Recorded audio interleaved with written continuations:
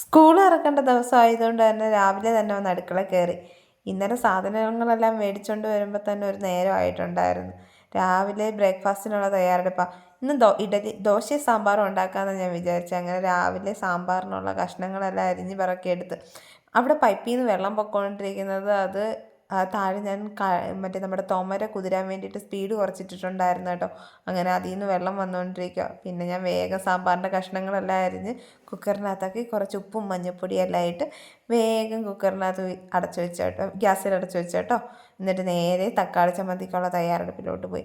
ഇവിടെ സാമ്പാർ ഒരാൾ കൂട്ടും, തക്കാളി ചമ്മന്തി വേറൊരാൾ കൂട്ടും. ഒരാൾ സാമ്പാർ കൂട്ടത്തില്ല, ഒരാൾ തക്കാളി ചമ്മന്തിയും കൂട്ടത്തില്ല. അതുകൊണ്ട് രണ്ടും ഉണ്ടാക്കിയേ പറ്റത്തുള്ളൂ.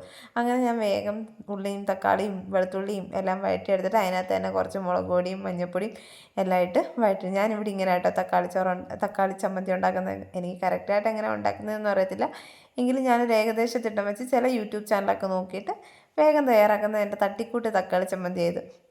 അങ്ങനെ വേഗം ഞാനിതെല്ലാം അരച്ചെടുത്ത് കടുക് വറുത്ത് അതിനകത്തോട്ട് നമ്മുടെ ഈ തക്കാളി ചമ്മന്തിയും കൂടി ഇട്ട് വേഗം തിളപ്പിച്ചെടുക്കുക. അപ്പോഴത്തേക്കും എൻ്റെ കുക്കറിനകത്ത് വിസിൽ വന്നിട്ടുണ്ടായിരുന്നു. നേരെ ചോറ് കൊണ്ടുവരാനുള്ള പ്രിപ്പറേഷനായി. കുറച്ച് കോവയ്ക്ക ഇന്നലെ ഞാൻ പോയിട്ട് വന്നപ്പോൾ മേടിച്ചുകൊണ്ട് വന്നിട്ടുണ്ടായിരുന്നു. അതെല്ലാം വേഗം അരിഞ്ഞ് വറക്കിയെടുത്ത് ഞാൻ ഇവിടെ കോവയ്ക്ക വട്ടത്തിൽ വരെയും നീളത്തിൽ വരെയും, പക്ഷേ എളുപ്പം വേവാൻ ഞാൻ കണ്ടേക്കുന്നത് എനിക്ക് നീളത്തിൽ അരിയുമ്പോഴേ കുറച്ച് മഞ്ഞൾപ്പൊടി ഉപ്പ് ആദ്യം ഇട്ടിട്ട് നേരെ കോവയ്ക്ക അതിനകത്തോട്ട് തട്ടി.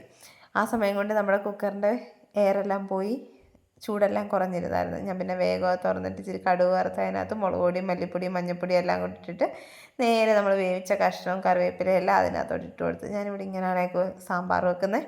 എനിക്ക് ഇങ്ങനെയൊക്കെ സാമ്പാർ വെക്കാൻ അറിയത്തുള്ളൂ. ഇതൊക്കെ എൻ്റെ ജസ്റ്റ് തട്ടിക്കൂട്ട് പരിപാടികളാണ്. കാരണം ഇതൊക്കെ നമ്മൾ കൊച്ചുങ്ങളെ വേഗം കഴിച്ചോളൂ. അവൾക്ക് ഏറ്റവും ഇഷ്ടമുള്ള സാധനങ്ങളാണ് ഇതൊക്കെ. എന്നിട്ട് നേരെ ഞാൻ വന്ന് കുഞ്ഞിൻ്റെ കുപ്പി എടുത്തുകൊണ്ട് വന്ന് ഒന്ന് ചൂടുവെള്ളത്തിൽ കഴുകിയിട്ട് കുറച്ച് വെള്ളം ഒഴിച്ചു.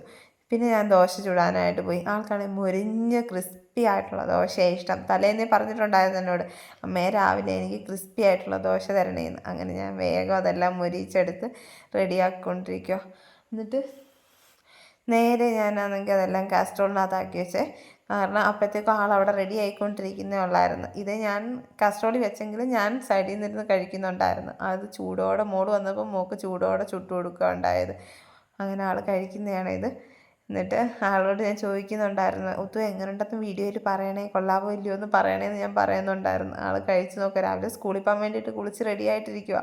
അങ്ങനെ ഡ്രസ്സൊന്നും മാറിയില്ല, അത് കുളിച്ച് റെഡിയായി. എന്നിട്ട് പിന്നെ ഞാൻ വേഗം കഴിപ്പിച്ചിട്ട് ബാഗൊക്കെ എടുത്ത് കയ്യിൽ കൊടുത്ത് ഭയങ്കര എക്സൈറ്റ്മെൻ്റ് ആയിരുന്നു പുതുതായിട്ട് പോകുന്നതുകൊണ്ട് തന്നെ. പിന്നെ ഞങ്ങൾ വേഗം വണ്ടിയൊക്കെ എടുത്ത് പോകാനായി ഇറങ്ങി. അപ്പോൾ അത്രത്തെ വീഡിയോ അത്രേ ഉള്ളൂ. Tata bye bye.